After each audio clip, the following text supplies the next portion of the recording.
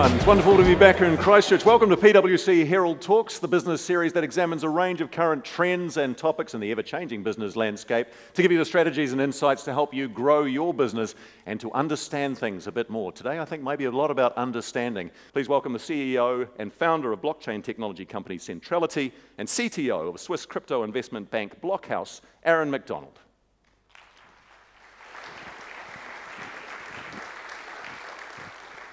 Good morning, guys. Well, what a setup. This market is new, and like everything that is new, it's got some fringe elements to it. And I think you'll find, if you look at the history of the internet, a lot of technologies that we use today and we think are common practice were actually founded in not so kind of friendly or socially acceptable parts of the internet. It's important to understand that money hasn't always been cash, and that cash also at some point was just a representation of another asset. And so if we look at what the future of money could look like, we have to think those two things, kind of take your head away from what cash is today and think about what money actually is. Because if I can copy money or a share or a property deed or any of these things, then that is a real issue because those things will lose their value. And what Bitcoin did is it showed that we could solve the double spending problem. But we could do that without a powerful intermediary sitting in the middle that we had to trust. So Bitcoin isn't controlled by anybody. There isn't a CEO of Bitcoin. There's not a company that's responsible for making it or developing it. And anyone can join anonymously. That's what makes it decentralized. I think someone explained it once, like if something gets added to the blockchain and you want to try and rewrite that or erase it or change the facts or the truth, it would be like taking a chicken, making chicken into chicken nuggets, taking those chicken nuggets, and then trying to make a chicken again. It's virtually impossible to do. But what if we could apply those properties to applications? This is where blockchain comes into its own, and this is the most important innovation in this space. Ethereum was the first. A guy called Vitalik, 19 years old, Canadian-Russian guy, had the innovation to take those properties and turn them into something that could work for applications. So now you can run small applications in the blockchain that are immutable, that are decentralized, that are highly redundant, that can automate processes between parties without a counterparty in the middle. And that's the key thing, I think, to take away from today is look beyond currencies, what can we do with decentralized applications? Well, the key thing to understand about it is, unlike other applications, when you program this thing and you put it into the blockchain, it's now autonomous. It exists there in the state that it was created, and it can't be altered by anybody. Why is that important? Well, if I want to create trust between counterparties without an intermediary sitting in the middle, I need to trust that they can't change the rules. The interesting thing, though, about tokens is they make money programmable.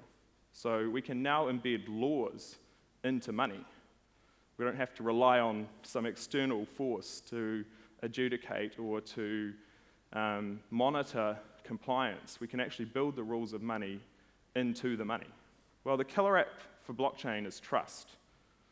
And it's difficult, actually, to scale trust from the physical world into the digital world. You know, I can come to you in the physical world, meet you, shake your hand, sign a contract, hand over some value.